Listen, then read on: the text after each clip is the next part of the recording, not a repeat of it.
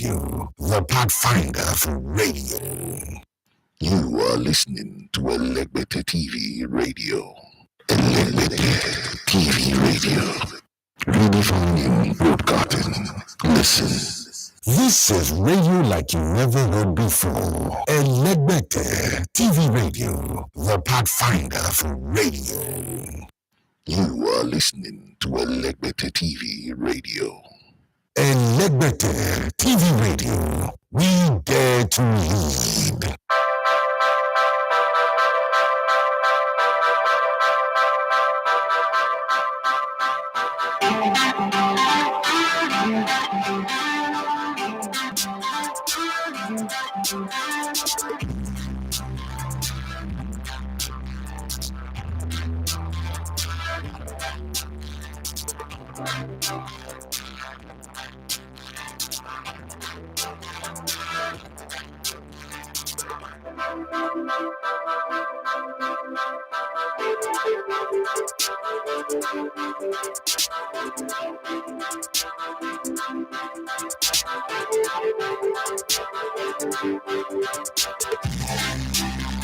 All right, people, good morning. Welcome to this Friday edition of the Sports Buffet on Elegbete TV Radio. My name is Daffy Matthews. You love to comment on Elegbete Sports. We don't have all the time in the world. It's 1 minute past the hour of 9 a.m. in Nigeria. It is 3 a.m. somewhere in the U.S. It is 1 a.m. somewhere in the U.S. as well. It is 3 p.m. somewhere in Australia, New Zealand, and the rest of the world. It is 8 a.m. in the UK and Ghana and some other part of the world as well. But whatever time it is from Nigeria here, it is just 2 minutes past the hour of 9 a.m. And this is the Sports Buffet. On the Sports Buffet today, we are all going to create a mock-up draws for the UEFA Champions League quarterfinals. Let's leave Europa for Europa people. And congratulations to Arsenal and the whole fans of Arsenal. Arsenal finally have given up on their distraction, which is the Europa Cup. They obviously know they're not going to win it. So what was the use of wasting time in the competition? Another day, another time for us to talk about football and football and football. Okay, I know that horse racing is going down crazily at Shadam, but there's nobody in my audience that really have any particular interest in horse racing. Next week, God willing, I would be doing this show from Abuja. Next week, God willing. And when I say God willing, because as I speak with you today, I've not booked my flight. I don't have money. I'm not lying about that. It's just what it is. I've exhausted everything that I have. Plan for this. The funny thing is, I had this whole thing planned and saved up and sure, but when that surgery time came, just was spending more. You know how hospitals will tell you, I'm just 2 million, 5 million, 7 million. And then they start adding all those extra payment that you have to make. And then everything that you put up in the corner side, the corner of the chair. How many of you save money inside your chair? Like inside your chair, I hide money inside my chair, sometimes my sofa. It's even this office chair that I'm sitting like underneath the phone like this, just showing $100 there, $150 there, $2,000 there, 10,000, 100,000, somewhere. You have to go dig them up and bring them out too. Probably that's also why the whole no cash thing didn't affect me that much. But now all is gone. Okay, so let's talk about yesterday. First off, Manchester United defeated Real Betis. They did a good job in the first leg, so going away to just do like what Real Madrid did to Liverpool, it was just it, or probably what Napoli did to entrench Frankfurt. It was just it, and they got the job done. But Arsenal drawing the first leg 2-2. I told somebody, I remember telling somebody, I also said on the show that Arsenal will regret drawing this game 2-2, but it happened. The biggest disappointment coming off that game was not the fact that Arsenal lost. Biggest disappointment was the fact that Saliba got injured. Nobody knows the extent of that injury. Probably later today, concrete information about it will come out. But it is what it is. So let's look at some of the major stories. Manchester United are still in the market. A new owner is not far away. Okay, the notebook says Arsenal Europa exit may be a blessing in disguise for Mikel Arteta. Kim Kardashian was there. And Kardashian thing just got me because we just got off Pep Guardiola talking about Julia Roberts, who's the real superstar anyway. Kim Kardashian can do whatever she wants to do. She's not a superstar in my head, okay? And, because people talk about, Pep Guardiola talked about Julia Roberts, Kim Kardashian thought, okay, it's time for me to show up at Arteta's area and see what happened. Nobody's going to talk about you, man. Come on, get hard. Get hard. Nobody's going to talk about you. You jinx people a lot. The Kardashians, they jinx people. I guess they jinxed Arsenal as well. They showed up and gave them bad luck, okay? Game that they should have won. But Sporting was good value for their win, and that goal, wow. If you're an Arsenal fan, if you're a deep, long-term Arsenal fan, you know how that goal hits. He hits like the Naheem goal in the 90s against Tony Adams. Remember? Against David Seaman. Remember the UEFA Cup final against Galatasaray? Is it Cup Winners' Cup Finals or UEFA Cup Finals? UEFA Cup Finals, I think so. Yeah, that's love from a distance. From a distance, the world looks blue and green. Yeah, that's what happened, and it wasn't pleasant to the eyes, but for Arsenal it wasn't pleasant, but for Sporting fans, I think that's a pushcast as far as I'm concerned. Somebody said goal of the season already. Some fans are going ecstatic. Okay. Harry Maguire says, I to start more games, but I'm playing my part on and off the field. Harry Maguire admits he's eager to play more football match after rare turn at Manchester United win against Real Betis, but he says he's got important role still as club captain. You don't need to tell us. We know you're club captain. Don't worry, the one that sits on the bench. Okay, I don't know on what basis we wouldn't pick it.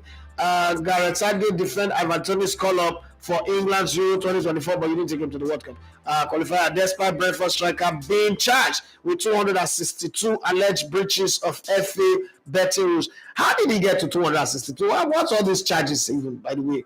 Well, Southgate came under criticism for people saying shouldn't pick him, the boy is under pro, blah blah blah, it's going to corrupt the team, and they said I don't understand everything. It's just charges, they've not banned him, it's not under ban, so he can play, okay?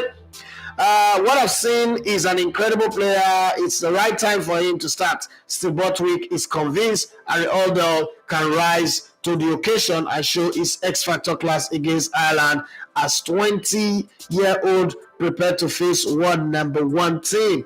That's rugby already. There is an economic reality. England boss guys sadly believe drive for equal World Cup pay for men and women doesn't tally, okay, with millions separating the two sides on broadcast and sponsorship revenue, and that's also one of the conversations we're gonna have. Too bad we don't have too many women on our stream, whether on Instagram or YouTube, right? Do you guys is there anybody out there who believe that there should be equal pay for men and women in sports? Okay, for men and women. No, let me not even make it sports, because when we say sports, there's going to be a confusion, because especially in tennis, because Serena Williams draws as much audience as any other man, right? Even if she's not there, and the pace not equal. So let's talk about football. Let's say with our game, the world's game, the biggest game in the world, or even basketball. Do you think that there should be equal pay for men and women in football? And think carefully before you answer that question, because I'm going to get a follow-up to it when you put up your answer there. Well, let's go to what the Qataris are saying. Qataris Sheikh Jassim bin Hamad Al Thani will now make a second bid for Manchester United after his team had positive talks with the club officials lasting 10 hours. What the heck were they talking about? 10 hours. 10 hours, that's a full shift from medical doctors and nurses and caregivers. Come on, 10 whole hours, add 2 hours to it, so we know that they worked an entire day shift, okay? Including a tour of Old Trafford and presentations at Carrington, okay? The Qatari Sheikh, who wants to buy Manchester United, will now make a second bid for the club after his team had positive talks with the club officials in the city of Manchester, right? Okay, there's also Old Trafford must be turned down. It sounds like hearsay, but Man United must make sacrifices for the long-term future of the club, and it's the only way the Red Devils can move forward. That's another conversation around Manchester United. I've asked this question before. I think I'm going to pose it again. Yes, who do you think is the best fit for Manchester United? The Qatari people, the Saudis, or drumroll, wait for it. Yes, Jack Ratcliffe. He's a United fan, he's a British man. I'm looking for a British billionaire to buy Manchester United. That's my own, and my reason is very, very simple and straightforward. Let's even have English people run their business. You know, they kind of like have mad, okay, talk too much about this whole football thing, and they have opinion about other people, how other people run their thing. Let's give them their own business and let's see how good they can do it. Yeah, that's my own take on that one anyway. But hey, we will see. We shall see. Okay, the sun shall shine. We shall see what happens at the end of the day. Every time I praises Marcus Rashford, focus, energy, and ability. Quality after his winner in Manchester United 1-0 Europa League victory over Real Betis, and hail stars of the future Facundo Palestri's progression following 20-year-old's first start for Eric Ten Hag. That's a beautiful one. I hope he go on to greater things. We've seen a lot of players come through at a very early stage and it doesn't happen. There is no ending to the conversation around Harry Kane to Manchester United or Victor Osimhen. Pasco urges Manchester United to sign Lautaro Martinez from Inter Milan because it would suit Ten Hag's style of play better than Victor Osimhen, and Old Trafford legend Dabs Harry Kane will leave Spurs. So there's a whole lot of people chiming in. Terry Henry said go and sign Harry Kane, and Pasco said, hey, shut up there, don't come and deceive this man and get him to go and sign one player that cannot even win trophy and bring his trophy bad luck to Old Trafford. What we need is somebody who know how to win. Lautaro Martinez have won the Copa Americas, won the World Cup. Let's bring him to Old Trafford and bring some more winning spirit to the team, since we now have winners here. After all these winners came in and we won the Carabao Cup, and now we're looking like we might win the Europa. Why are we going to go bring Harry Kane? What has he won in his life? Okay, and I mean they had all those also. Sounds not exactly what they said. Okay, Alvise Cagnazzo have this to say: Italy has not had 3 teams in the Champions League quarterfinals for 17 years. Napoli, Inter, AC Milan have started a Serie A renaissance in Europe, and Luciano Spalletti's side could go all the way. For the very first time, somebody else is echoing my thought. Okay, I said this before. I think that if there's a team that among the underdogs, right, that can go all the way, it is Napoli. And what says you? I know that there is still three major force in the competition, or let's say 4, because you can't discount Chelsea. Chelsea is a major force, the 2-time winner. Okay, there is still Chelsea there, there's Bayern, there is Man City, and then there is the King of Kings, Lord of the Ring, owner of the competition for the times winners. Okay, just recently we shattered La Decima, and we thought it's going to take eternity for us to get 11, 12, 13, or 14. Well, that's water under the bridge now, because his story gone by. In the words of Babafemi Raji, who's currently the media officer of the Super Eagles, that story gone by because they've hit the bull's eyes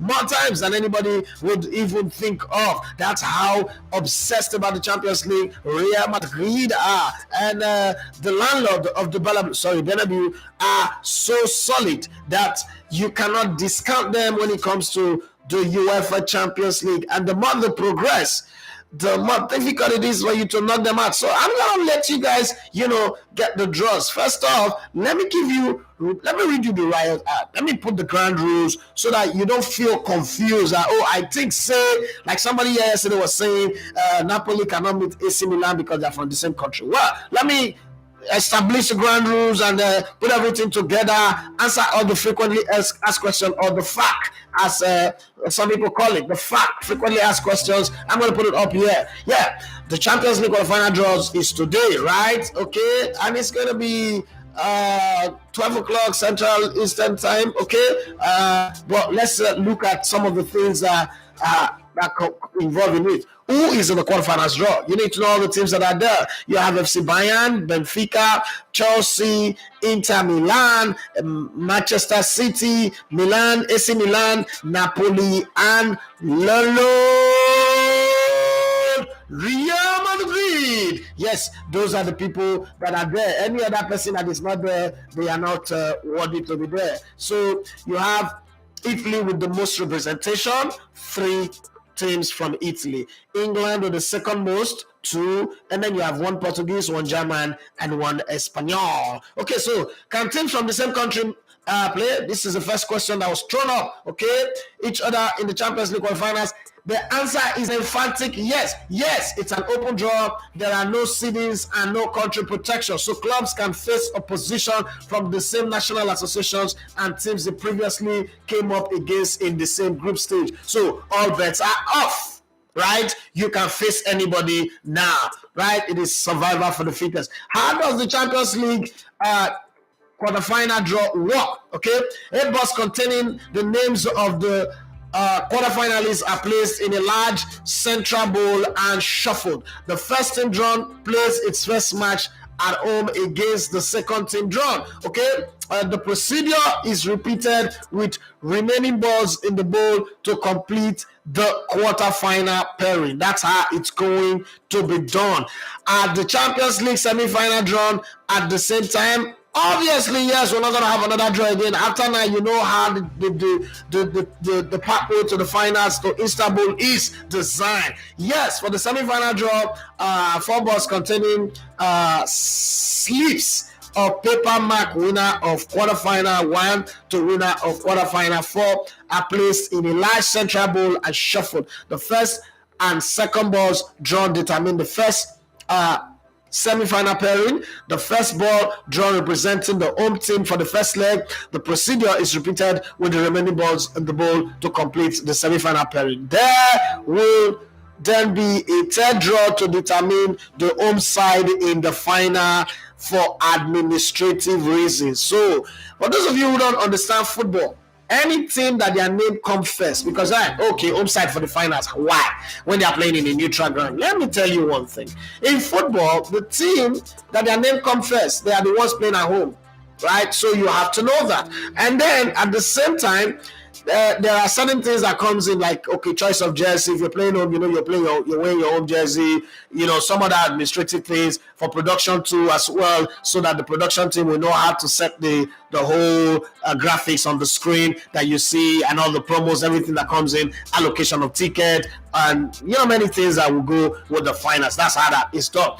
Okay, so let me tell you the dates that are available for the quarterfinals. The first leg take place on Tuesday 11th and Wednesday 12th of April, with the returns scheduled for 18th and 19th April as well. The semi-final will now be on the 9th and 10th, 16th and 17th of May, with the final on Saturday the 10th of June. Okay, previously Champions League finals used to happen in May, but then it has changed since a while now. Okay, city and stadium clashes. Okay, based on the decision received from the relevant local authorities and as confirmed by the National Association, AC Milan and Inter Milan, or you call them Internazionale Milano, if you are in Italy, who both share the same stadium for all matches, cannot play on the same night, nor at home within 24 hours. It's not possible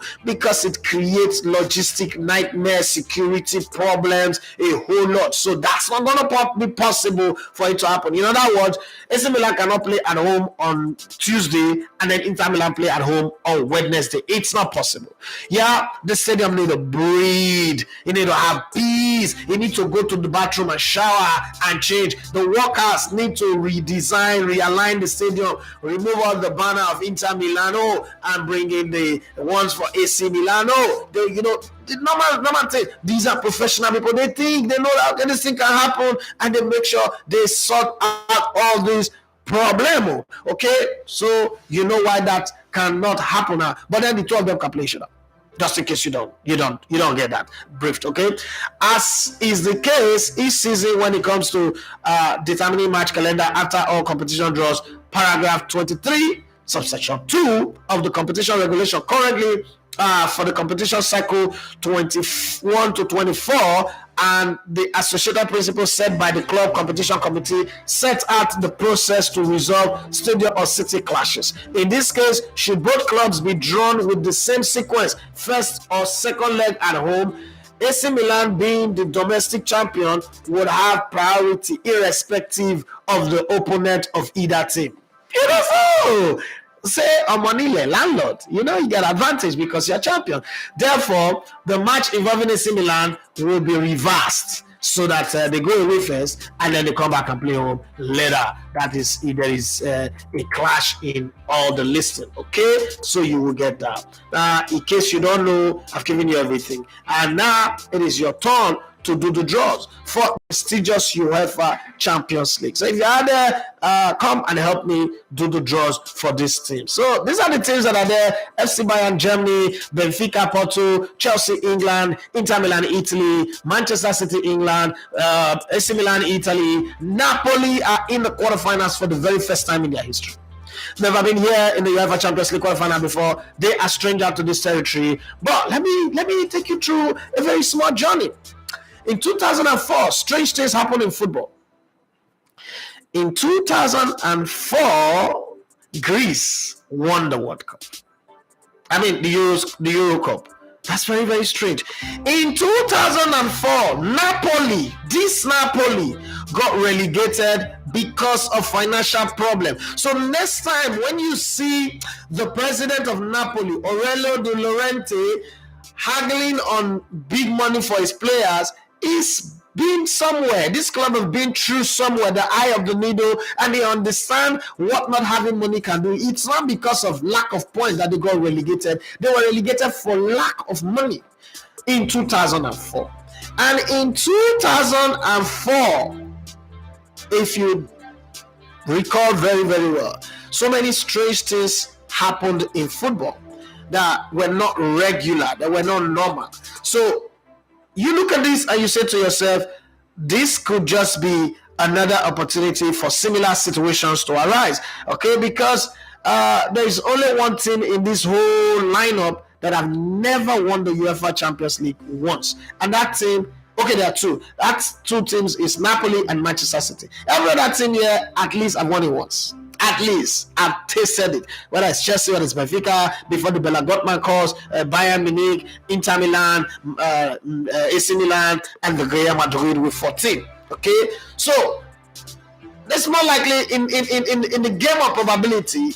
That's more likely a former winner will win this competition, and it's not going to be strange. But there is also remembering that in 2004, a certain Monaco and FC Porto went all the way to the finals. You know, meandering their way, escaping their way from every other team. But again, a former winner in FC Porto with Jose Mourinho as their coach. After that win, he became the special one. Remember that race, that Usain Bolt run in Old Trafford win. They beat Manchester United running in front of Sir Alex Ferguson and all that. You know, that's water under the bridge. But I just thought I should refresh our memory and let's some of us remember where we're coming from. In case you don't know, you know, I say you don't know where you're coming from, you don't know where you're going, you should know where you're coming from. That's what my mom always say. You say, if person don't know where they go, at least make you know where they come from. If they help where if you don't know road to house, may you know road to house. Okay, it's also very, very important. And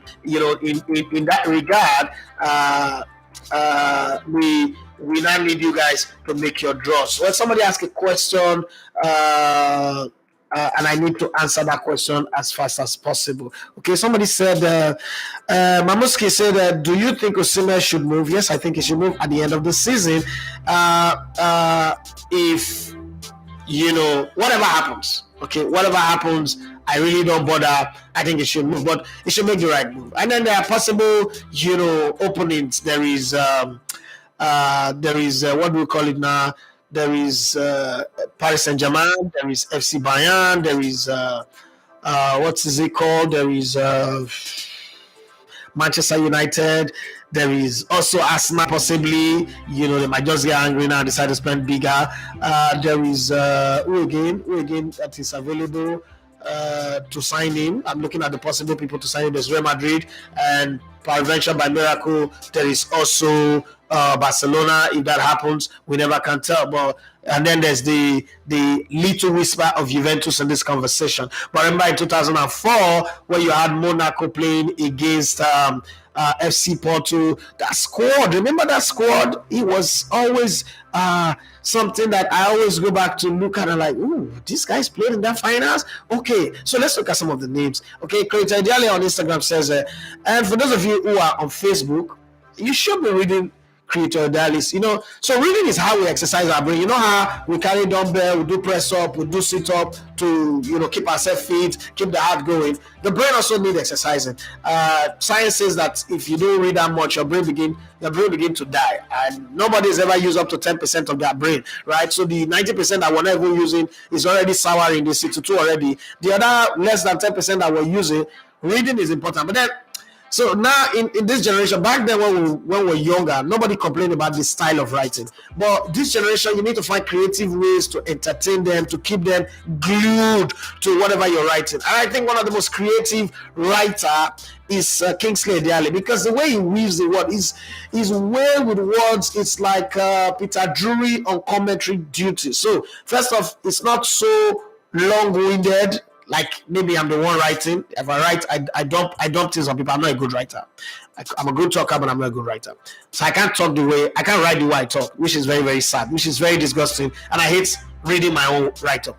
But Kingsley Adiale writes in such a way that you could read an entire book of Kingsley Adiale and you think it's just 2 minutes that it took you, because it takes you on a very beautiful, amazing journey. So I think you should search for him on Facebook and just keep you entertained. Well, let's look at that squad from 2004. Remember Victor Vaya? Okay, Victor Vaya was the goalkeeper for FC Porto, and then you have Paulo Ferreira, Jorge Costa, who was the captain of the team, Ricardo Carvalho, Nuno Valente, Costinha. Oh, what a player! Fantastic DM that year. Number 6, Pedro Mendes. Number 23, wonderful workaholic midfielder. And Manik, who always wear number 18. Okay, and then you have the man himself, the creator, general of that team, Deco Road. Now one place for Warri. If you grew up in Warri, you know Deco Road. Then there was Deco, the Brazilian turned Portuguese, and then there are 2 Brazilians in that team. Okay, you had Carlos Alberto and Delay. And this guy can hit his snapshot better than anybody. 3 substitutions made in that game was Deco was removed. I remember Deco was removed for Pedro Emmanuel, and then they brought on the Greek man Dmitry Alenichev. Is a Russian, in the 60th minute, and then remember Benny McCarthy, the South African. Yeah, that's the Champions League. He's now the strikers coach at Manchester United. Also was brought on in that game as well. Fadela, remember that one. But then the Monaco side was a good squad. You thought they were going to give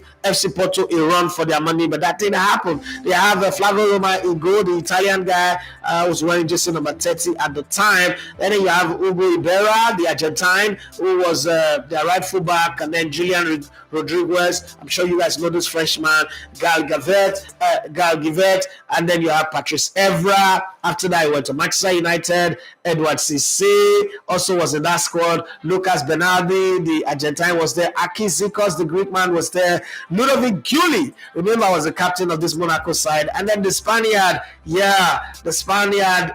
Fernando Morientes was there. And Monaco legend Jeremy Roten was also there, but then they didn't change anything in that game. Sebastian Skulashi, who later went to go play for Arsenal, came on in the 72nd minute, and then you have Dado Preso, the Croatian, came in the 23rd minute for an injured player pretty early for Luzovic Giuli, who's the captain of the side. And then there was Shabani Nonda. Now the thing about Shabani Nonda is a Monaco legend, played with in the era of them, Samson Sasa and the rest of them is there.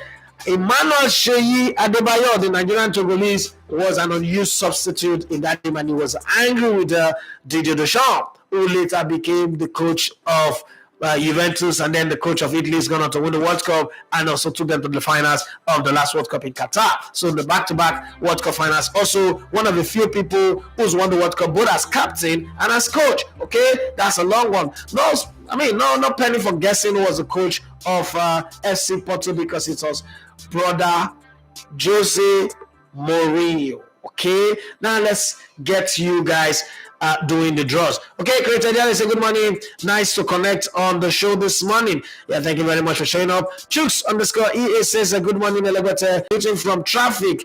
This Arsenal All-Stars still they pay me, but we move. They pay me at all. I was hoping that they would not go further in the competition, so that they just focus on the league. This is the remaining 11 games. This remaining 33 points are very, very vital. Arsenal should just go and stay focused. Arsenal does not have the attention, ability to, to travel on two roads, so they should just focus on one. I think Arsenal as a team is suffering from ADD. I'm sorry for anybody who's suffering from ADD, attention deficiency disorder. I'm not trying to make joke of them, but I think that Arsenal does not have the ability to focus on multiple. I mean, so see how they got knocked out of the Carabao Cup, the FA Cup, and you know that they have this tunnel vision. It's just one thing alone. And as growing up, my mother used to say that any hunter will pursue to rabbit, now hungry, I go kill out with the family. So let's go with your draw. Gospel Obukomena say, Migo Bros, I would love a repeat of Milan versus Chelsea. Then we have City versus Inter Milan, Napoli versus Benfica, and lastly Madrid versus Bayern. Man, this guy's mean. This guy's kind of mean. In his draw, and if you disagree or agree with anybody, please, you can. While you make your draws, you could also comment on somebody's draw. Okay, so in this draw, what I see here is, I don't know what your plans are, but I think you kind of like want to make it easy for AC Milan, for Chelsea, and then probably Manchester City playing against Inter Milan, Napoli, Benfica. That's a tricky one. It's 50-50 in my opinion. AC Milan versus Chelsea doesn't look like something that Chelsea can easily go through. They can outmuscle them, but then it's also 60-40 maybe. City, Inter Milan, I think that City will go through to the semi-finals. Bayern, Real Madrid. Now that's a game that you can't predict. I mean, if you ask me, I might be wrong here, but if you ask me, I think I would gladly love to see this as the draw. Because in my head, this is also the kind of draw that I have in my head already. Like, this is the draw that I have. But it's just that the only difference is I had paired Chelsea with Real Madrid and Bayern with AC Milan or Man City. So that's the one that is in my head. But this does look good. And in this, there is some crazy ties there. Creatadale say, I want Napoli to have it easy. I want that 50-50 for them. Bayern versus Real Madrid, I like that draw. Damn. That's it. You're already getting a fan. When somebody like Adele Kingsley say likes your draw, then you've really done a good job, because that man is hard to impress. But when you impress him, you know you pass the jury. You've got a golden buzzer. All right? Okay. Nasif Sanusi says, good morning, Elegbate. Good morning to you, Nasif. He said what he wants is Bayern versus Real Madrid, Inter versus Chelsea, Man City versus Napoli, Benfica versus AC Milan. What? Whoa. Why are all the draws fascinating? All the draws. You guys, I think you guys have done a better draw than UEFA. The way it is, I'm not sure UEFA would do something.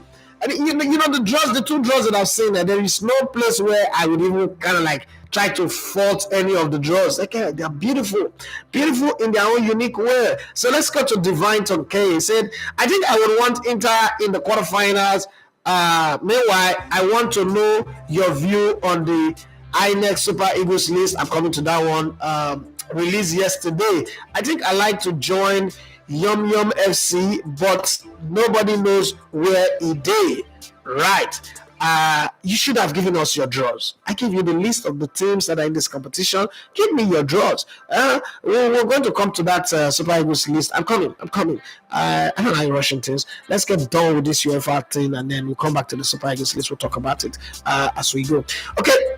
Michael Arteta says, good morning, boss. Good morning to you. If Arsenal ends this season trophyless, putting into consideration the promise they showed for long, how will you rate their season success? The season is already a success, so there's not going back on that. The season is a success as far as I'm concerned, because how do you rate success? Success is when you're meeting your set goals from the beginning. What was the set goal from the beginning? Qualify for the UEFA Champions League. There are 3 games away from officially qualifying for the Champions League. 3 more wins, and there is nothing that can stop them from making the Champions League. So, they end up trophyless, and it will be sad not winning the league. I don't have a problem with Europa. I'm not, it was never a time I was putting my mind in the Europa. I think that we got out of the FA Cup pretty too early, but hey, I mean, you expect it, right? But then I don't have like a bad feeling that we didn't make it through to the quarterfinals of the Europa Cup. I don't have that bad feeling. No, I don't. I just feel good. I'm okay, very very okay with that one. And we set out this season to just make the top 4, to just qualify for the Champions League, and then properly next season we start looking for what competition we can win, what competition we can chase and win. So I'm not going to get sad if that happens, but it does look like it's not going to happen, because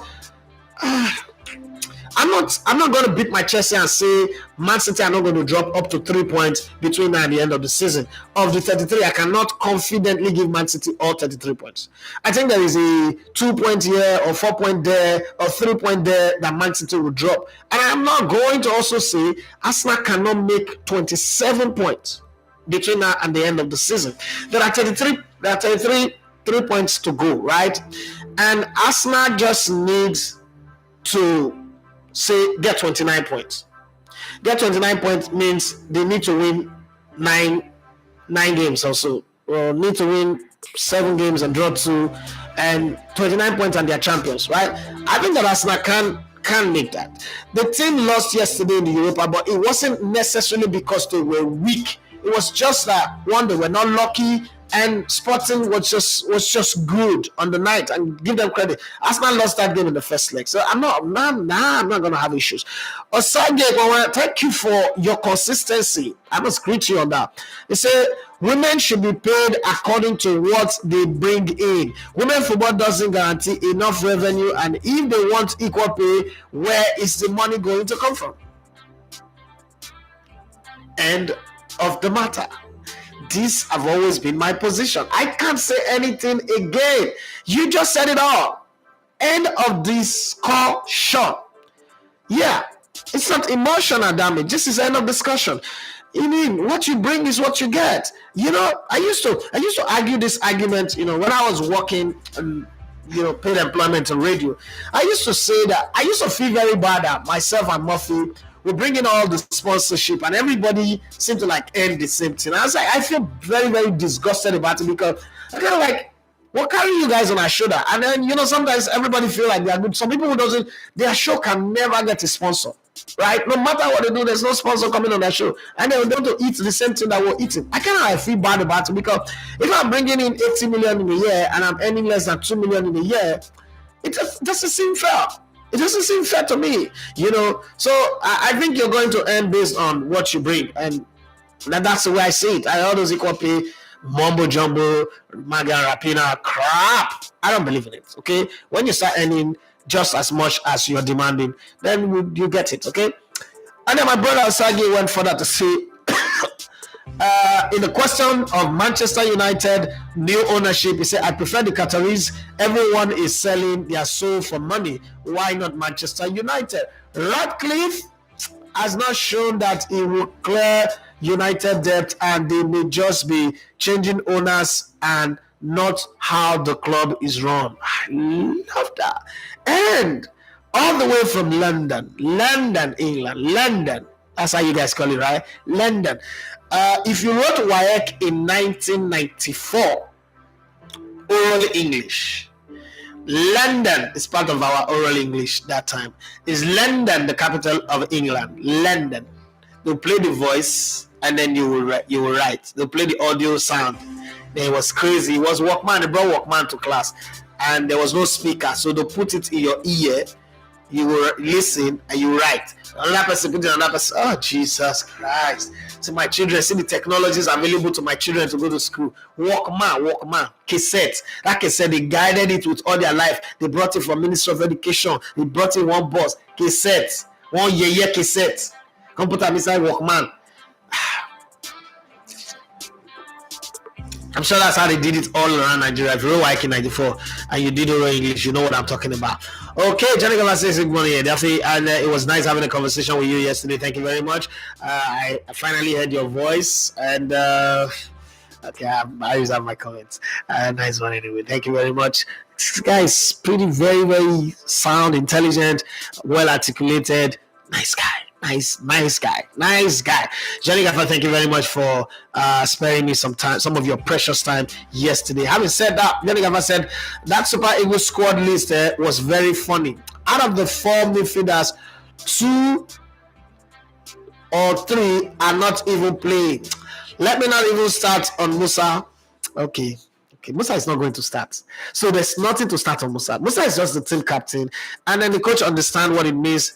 There's an Hausa man who's at the end of affair. You have to fulfill the northern quota. Like, try and understand your country before you say anything. Okay? Just try and understand that there's a balance in this. And then again, it's when the Super Eagles list is drawn that you know that Nigeria don't really get player. So when somebody called me yesterday, I was reading the list for me. And I said, okay, you know what? This is what I want you to do. In this midfield that you're complaining about, replace any of these players with quality that is better than them. That's where we got hooked. And I also want to do that on the show because I kind of like feel like almost everybody wants to talk about the Super Eagles list are also thinking in the same light. So this is what I'm going to do for you guys. Anybody that have anything against the lists, anything at all. Sorry guys, let me adjust this a bit. Anybody that have anything against the list, we're going to spreadsheet the list, and then I'm going to need you guys to how do I put it now? To determine, do what's that we do in statistics, substitution by elimination, right?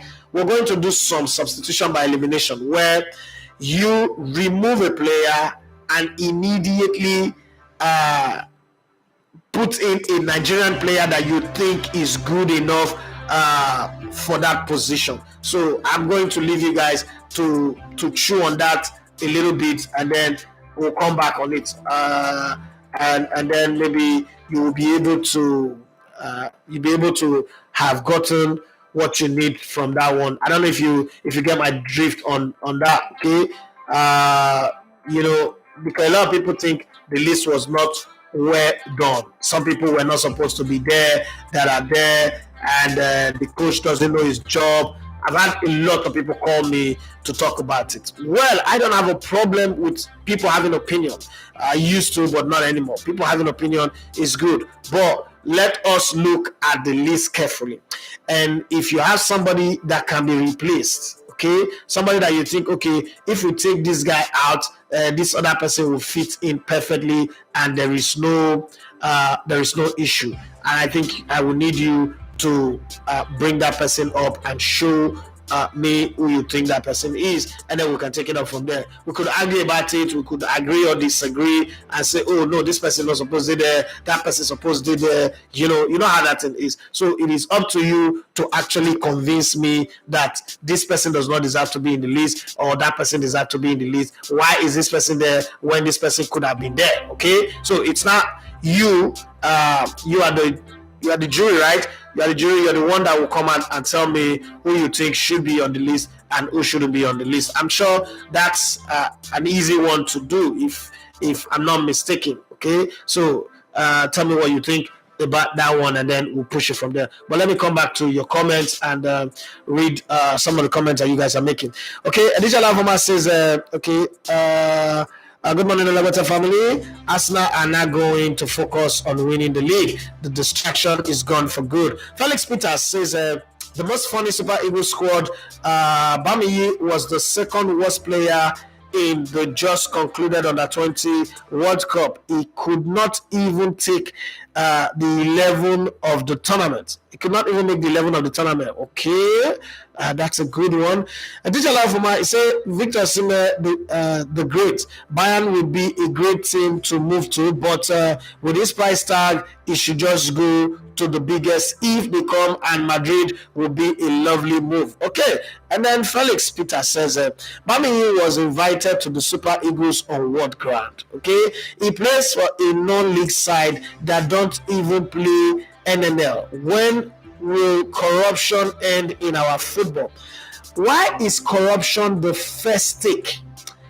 The first thing to pick on once we do not have the players that we need in the national team. So the history of Nigerian football, Amokachi was invited when he was playing for where? For one team in Kaduna, right? To the Super Eagles. We said that Vesterhoff was a good guy. He had gone to pick the very best players. Eguavon played in the national team while he was clubless for 1 year. Unuka Ubade played for the national team without having a club for 4 years. It wasn't corruption. Why do we always think that the first response is corruption. Why not also look at it from this angle that probably the coach is picking this guy because he considers in a player that can be given an opportunity? Because we keep thinking this is corruption. Who's corrupting who? Who is the guy? Who's the player? Because since yesterday I've been trying to see if he's related to Ishaya Bamiyi, and I found out that he's not. So even the Bamiyi power is no longer as strong as it used to be. DMI, Directorate of Military Intelligence, there were two Bamiyi, right? The elder brother, clean guy, and then the other one was the ruthless guy with Abasha. This guy's not, I don't think it's related. I've not found any evidence anyway. So when you use the word corruption, you must have a backup, because according to law, he who must allege must prove. So I don't think we should use the word corruption lightly, because it goes to the word to libel and deformation of character and all that. And people listen to either for sure for talk, so it must be true. Okay, when you not carry the stamp of approval of my name. So if there is corruption, if you can prove it, I'll be happy. But I don't think that picking a player wouldn't make it, because in 1994, when we took Emmanuel Amunike to the Nations Cup, I don't think Amunike deserved to be on that team. But he won also the Nations Cup. And if anybody's arguing here that I think Amunike deserved to be on that team, please, on what basis? How many of you were watching Zamalek in 1994? How many of you know what he was doing? And I don't know better players playing for Nigeria in 1994 that should be on that squad. You're telling me that Prince of Monaco, who didn't get to kick a ball in 1994, Amunike was better than him on that position? Man, Jesus Christ, you should convince me better. Okay, we took a player who had not kicked a football in 2 years and 8 months to the 2013 African Cup of Nations, and he won us the Nations Cup.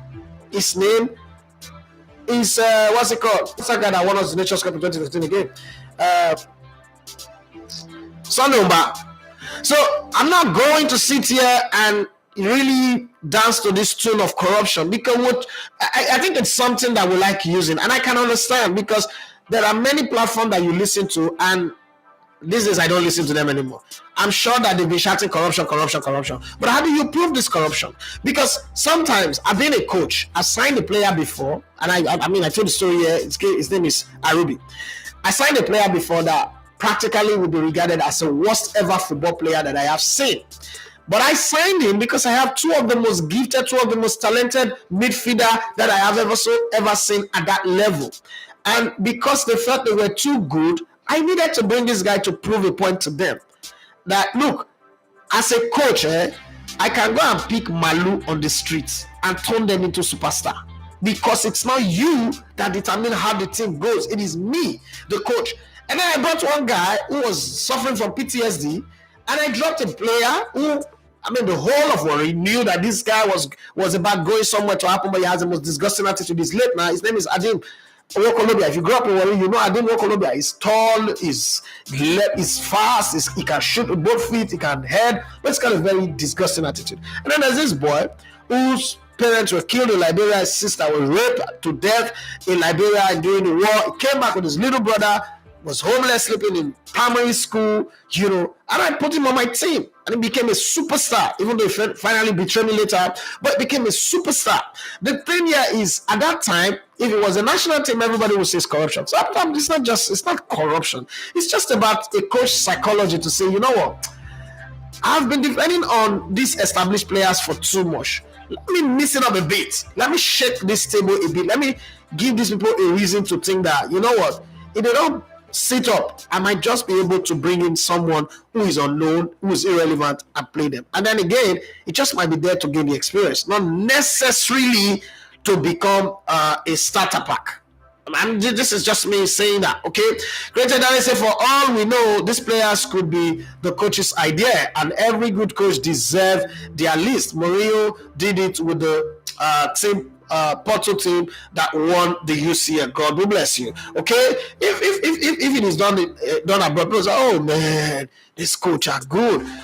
Think about almighty Brazil in 1994, and then they're picking one 17-year-old Ronaldo da Lima, who's it's a potential, but he practically took the position of Edmundo or somebody Emerson at the time took somebody's position that would have been a regular player. But guess what? He didn't play a single game. Well, what about France 98? Ami Jacqui practically took one of the worst players in the world, stop striker, and dropped Nicolas Anelka in Steven Givach. Remember Steven Givach? Who does that? But it is football. Ami Jacqui went on to win the World Cup. Steven Givach was a useless player in the squad. Who cares? They won the World Cup. So I don't want to bounce on this corruption thing when I don't have proof. I don't have any lead to it, and I can't prove anything. So I'm a little bit going to be say Felix Peters. That your assertion needs some proving. Then Felix Peters went on to say 2 of the under 20 guys made the team of the tournament. They weren't invited. Bami was the poorest on the pitch in our first game against Senegal. Agree with you. But other games, it just might come up. Zinedine Zidane was one of the worst players in the early stages of the World Cup in 1998, if I recall very well. But we saw what happened eventually. Osage Ekwawa says at Edition Lavama, what if Arsenal lose the league and end the season trophyless? Not a big deal. They didn't start the season wanting to win trophy before, so not a big deal. I still don't think that if they are beating Sporting, they still would have gone on to win the trophy. This trophy is not available for us for Arsenal to win, so there was no need trying to injure your players, stress yourself, and get yourself into those positions where there'll be problems. So I don't think it's really much of a big deal as far as I'm concerned anyway. But let's go further and see what most of you guys are saying. The line you say Real Madrid versus Bayern is going to be my favorite draw. Felix Peter say I want to see Man City, Napoli, Osimhen against Haaland. Goswell Bookman say, bros, you keep saying Arsenal should focus on the league, but what if at the end of the day Arsenal didn't win the league? Then won't there be regret for not winning the Europa? What are the guarantees that they will win the Europa? That's a question that you need to answer. Who guaranteed you that all the teams that are remaining in the Europa right now, Arsenal is the best among them? Can you beat your chest and say Arsenal is the best among all the teams that are in Europa? Obviously, no, you can't. So, and it's a different competition. And I think that a competition that gives me, if I win it, I get 15 million. Another competition that gives me 10 million.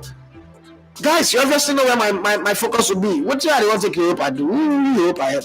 Europa is a means to qualify for Champions League. Arsenal already have that in the bag with 3 more wins. You're not telling me that Arsenal will not win 3 games in the remaining 11. Arsenal is going to lose all the remaining 11 games. Come on. Arsenal need 9 more points to make sure that they are already in the Champions League. So, what are they going to take Europa do? Europa is nothing. Yes, winning the double would have been good, but they don't have the strength, the squad strength to do that. Okay, even Man City this season, because they are focusing on Champions League, have given up almost all the other competition that they normally love to win, like the Carabao Cup, the FA Cup. They will soon knock themselves out. The league, you can see that they are there, they are in the competition, but it does look like if they don't win it, they are not going to feel bad. I mean, the same Man City that would struggle with Crystal Palace and wait for referee to dodge them a free goal, went on to beat RB Leipzig by 7 goals to nothing. Think about it now. Come on, let's be fair to the way we judge these teams a little bit. When the season started, somebody tells you that Arsenal will be at this position this time. We'll be having this conversation around that same Arsenal that we were saying was the first 11 team. Even when Gabriel Jesus got injured against Cameroon at the World Cup, it's not that at this time we'll be having this conversation that Arsenal they messed up for not focusing on the 2 competitions. You're not going to look the person and say the person decrease. That's just the truth. So we can be changing the rules as we go. The truth is, the biggest thing that can happen to Arsenal this season is breaking that dog of not winning the league in the last 19 seasons. They win the league now. Nobody cares about Europe. No, nobody cares about Europa. Who cares about that crap? Nobody cares about that crap. The Alara just says Napoli versus AC Milan or Benfica, make any one of them chop out from Osimhen. Those teams too, they still ought to. This is a say Chelsea versus Benfica, Bayern versus Real Madrid, Man City versus Inter Milan, AC Milan versus Napoli. This draw does look like the one I want to do. Timothy Demba says City versus Bayern. Hey, Pep Guardiola, you're about to be knocked out. So for my team, Napoli versus Inter, that's another good one. Benfica versus Real Madrid. Walk over for Real Madrid, but Benfica could just shock them. AC Milan versus Chelsea. Easy for Chelsea. Gossip Bookman, I say thanks, boss. Ediale Kingsley. I paired Milan with Chelsea because I want revenge the beating I received in the group stage. Okay.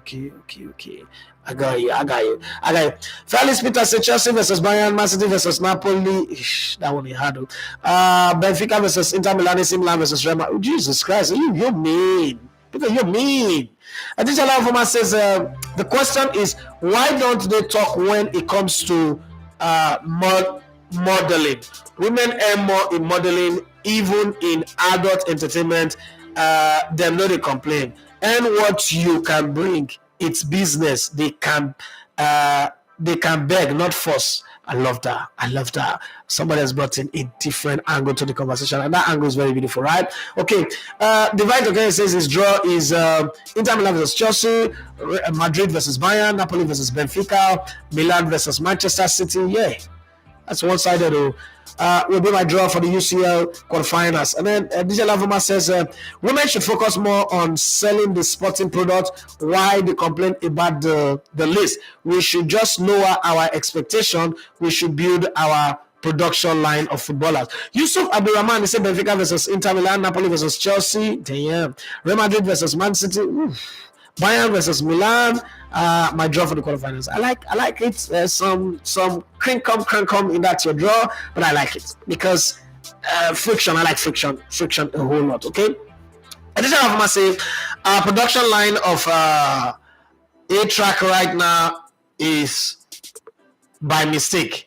It was not based on the process, so we should calm down and humble ourselves. Felix Peter says Oyendika, Boniface, Akmom should have been invited. Oyedika played Champions League and his stats is better than almost all the invited players. Oyedika have been invited to this team before and couldn't find his fit. Now I'm going to take you back to Emmanuel Dennis when everybody said part of the reason why they said they should sack Ganacho was Emmanuel Dennis. And then Emmanuel Dennis came to the team. And everybody almost told him when he played for the team. The point is, when you get a team chemistry is very, very important. When a team list is released as so I cannot divorce myself from every part that I am. The octopus me, as a former football player, as a coach, as a former club owner, as a former club administrator, and then as an analyst. This is what I do. I ask myself, what is the core of the team? Look at the list again. Is the core of the team altered? No. So do I have a problem with French players that are not invited? I don't have a problem with that. It's not a big deal, right? I remember when Nigerian journalists, everybody said Fanny Koko was scoring goals for Wimbledon and then Norwich was scoring goals, like goals were going out of fashion. They don't invite him. They don't do this. Clemenza is collecting money from Amokashi and Sessa. Well, Fanny Koko was invited. Not enough. Peter AJ, my former boss did like 20 shows on Saturday morning because of Peter AJ. I remember we used to joke in the office that Chairman goes promote the wrong product. We invited him to come and play against Jamaica. Enough in trouble. Richard Owobokiri and Michael Biku, they were scoring goals like goals were going out of fashion for Boavista and fair enough. Invited to the national team, they couldn't. Siridesas, okay? Paul Anuachu, these guys have also been given a chance. So you see these guys that are playing the European competition. And sometimes I need you guys to look at it from that angle too. Because you look at the England national team, when they made their list, say, why if Anthony wasn't taken to the World Cup? Yeah. And they took Rashford. What was the best England player at the World Cup? Rashford. So sometimes the team chemistry is a lot more important than the individual form of a player at his club, because he comes in and the rest of the team are not vibing with him. Lookman is still trying to get in. And when you have too many players that are trying to bed in, you're going to go bring in some very, very young player. Oyenika, will he have his time? Do I want him to be invited? Absolutely, yes. I watch him, I go over his clip, and I like the way he plays. He's robust, he's commanding, he's good, but I know he will struggle. It's just like when you ask me, Jorginho and Thomas Partey is a better player, I'll say Jorginho. But in Arsenal, we all know that Jorginho struggles. With all the long passes, he set up Arsenal for the goal that Granit Xhaka scored, but it was culpable for the equalizer, the world-class equalizer for Sporting. And it's been fun wanting in some occasion as well. It's because of team chemistry, not because he's not a good player. Wilfred Zaha was bombing the track with Crystal Palace. Went to Manchester United, he went from an alligator to a war gecko. So we could go on and on and on and on and on this. Darwin Nunez was, doing well in Portugal, came to Liverpool, took some time. National team, you don't have that time. One game and it's good or it's bad. And so sometimes the coaches are going to stick to the players that they know. So in attack, who's he going to play? Obviously, Taylor Murphy and Victor Osimhen will be the pair. And then on the right side, you could have Lookman here, Simon there, play 2 in the middle, or probably play 3 in the middle. So you have to cut one man. You have to be now Taylor Murphy, Victor Osimhen, and Lookman. And then later maybe Simon will come in and all that. So when you see Ahmed Musa in the team, I don't feel bothered because this guy, chances are that he will not start with the kind of players you have already there. He will not start. It's just there to give moral support, and it's important. If you've never been to the Super Eagles, there is no team in the world that is as divided as the Super Eagles, and I say that with all sense of responsibility because I've come to these boys in Lagos, in Abuja, everywhere, and the team is divided in this way. Born in the abroad players are on their own lane. The Igbo players are on their own lane. The Hausa players are on their own lane. The local players who are just caught in the middle, the Osimhen and the rest of them, who are just caught in the middle, but because they're superstars, you can't do anything, about them. They are in their own lane. So you need to bring in, sometimes just bringing a player in because he speaks the same language that the others understand and it makes it gel. I don't have time again to discuss that, but let me read up all the pairings that you guys have given. Felix went on to say, if Musa won't play, he shouldn't be invited. No, it doesn't work like that, my brother. I disagree with you on that one. If we had invited a midfielder against Ghana instead of Shehu, won't it have been better? Every single player has a role to play. If Musa won't play, but Musa really played a game and it was fun wanting. Let's be objective. So Musa is the most vilified player. It's not my friend. I don't like him for some certain reasons. But as a football player, let's be fair and be honest. And Musa really is a World Cup highest goal scorer. He's one of the top players in the team. He's one of the most consistent players in the team. One of the most disciplined players in the team. He's a leader of the team. I don't think that Musa have played a game. I would say, he turned over possession that led us to losing the game. Musa still run faster than us. I would still pick Musa ahead of Moses Simon. Any day, anytime. Musa still have better crosses than Moses Simon. Shoots the ball better than Moses Simon. Could still compete to Lookman. Ball for ball, play for play, run for run, tactics for tactics. Musa is more adaptable in the team than any other player. So what are we really saying? Musa in the dressing room is a bigger voice than any other player in the team. Well, that you will not know because you're not close enough to the team. So when we keep talking about Musa, my question is, what did Musa do you? It's not my friend, I don't like him, but what did Musa do?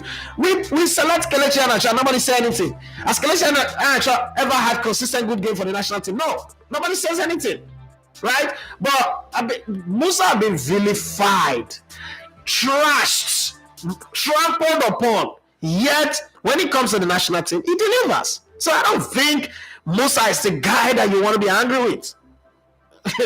Musa is not the guy you want to pick up. We lost to Ghana from the away game. It is one person to blame. Again, is Moses Simon. Losing to Ghana have nothing. Even the best moment of sustained pressure that we had in that game was when Musa came on. And I remember saying, I was there in the main bowl. I was just there, this side. I was saying, why did Musa come on early? Even the players after the match were saying, Musa had come in early. Musa had like 45 minutes of this game, would have won it. So this is Musa that we every time it didn't start to do from under 21 since 2009 till now. Anytime Musa is invited to the national team, we have something to say. We just have something against the guy for absolutely no reason. Musa have distinguished himself, kept discipline, stayed well. We've not had Musa become a divider in the team. Come on, let's cut the man some slack. You know how it is with Nigeria. We always need somebody to vilify, and Musa seems to be the culpable guy right now. But I don't see him doing badly. I remember when Gonatrol was blamed for taking him to the World Cup. He ended up being the only bright light at the World Cup. The other people that they say they should take to the World Cup were there not playing football.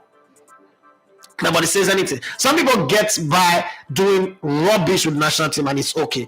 Well, you would have your say on this one, but like I always say, like, let's be objective a little bit with who we pick on and how we pick again.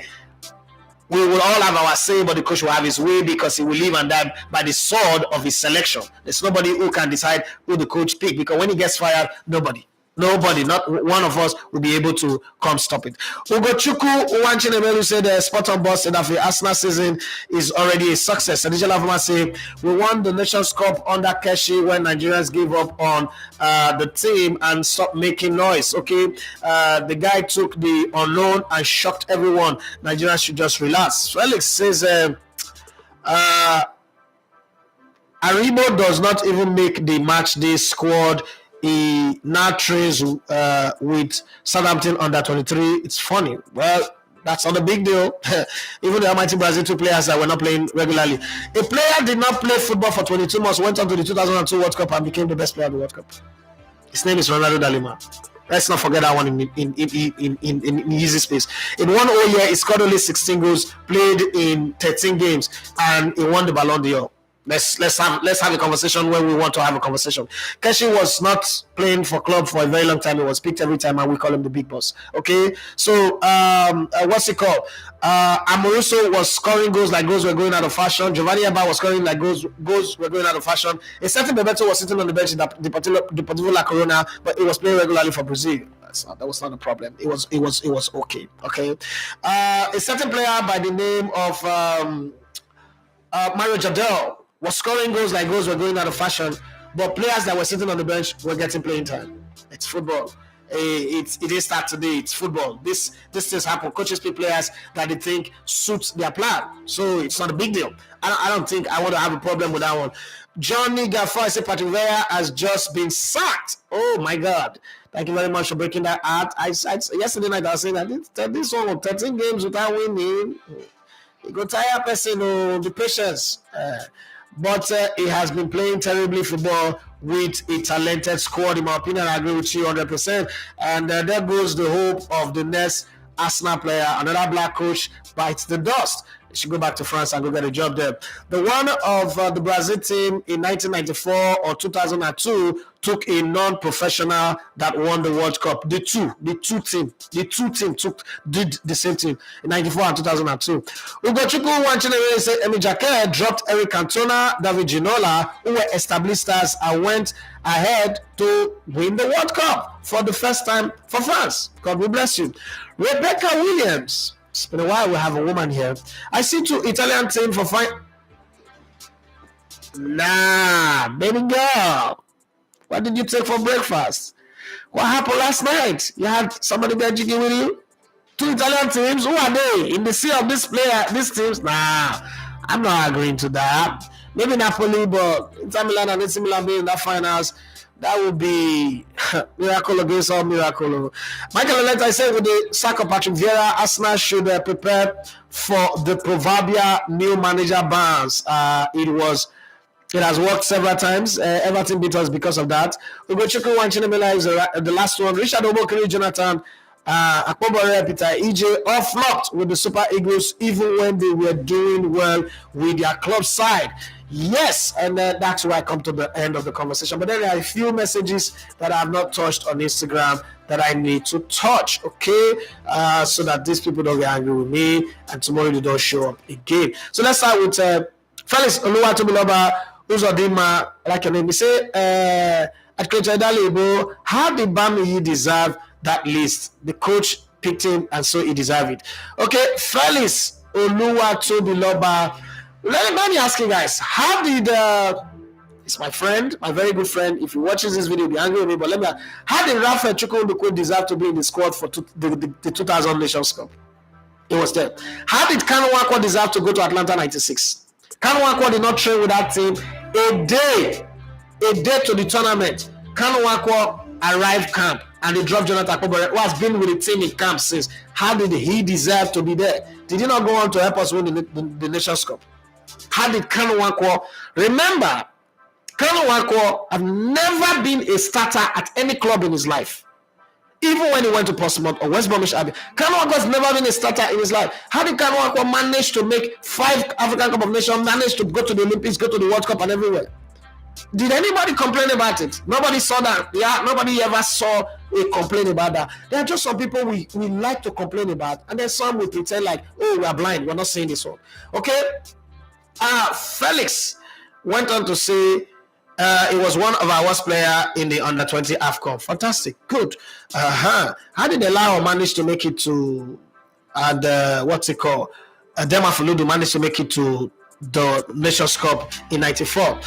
They only want to sell players with our Super Eagles. That is what they always do. Now, when you say they want to sell this player, I'm trying to figure out, do you really think that this player will play that much?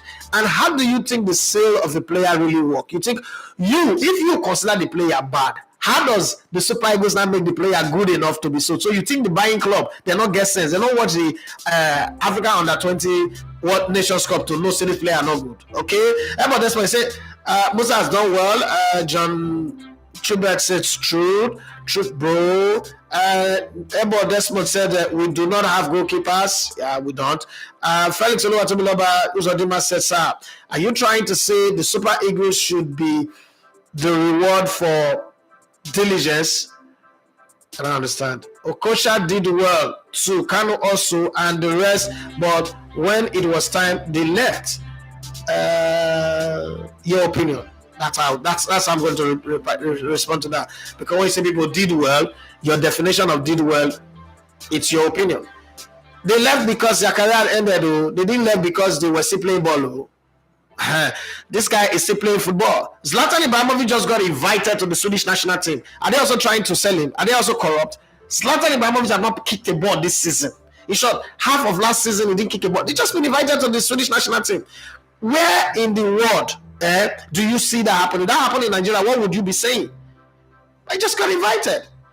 So I'm trying to relate to what you're saying. Okay, Nayorim Zebras, is Yum Yum FC a club? Do you know the club? I don't. Okay, additional Alfoma, he said, what did you take for breakfast? But UCL can spring surprises. Tottenham and Liverpool, so Serie A can still pull this up. I would love to see it so that I'll remember Rebecca Williams seriously. Right, we're at 10 minutes over the time, and I need to run now. I've got some meetings to attend.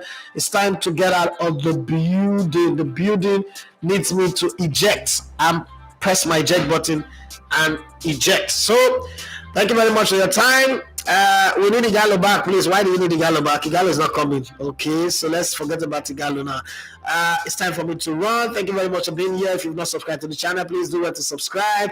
Hopefully I get my flight tickets. Hopefully miracle happens, money comes, and I go to Abuja and I give you on the ground reports. Okay, Barrister Emmanuel B. Well done. I greet you. Felix Oluwatobiloba Uzodima, I say John Gilbert, no Gabalawa or Odegbami. Okay, I'm done reading all these messages. It's time to go. Once again, my name is Daffy Matches. I'm going to love to come in the on the spot. It's been a wonderful time being here. Bye bye, and have for yourself a wonderful day.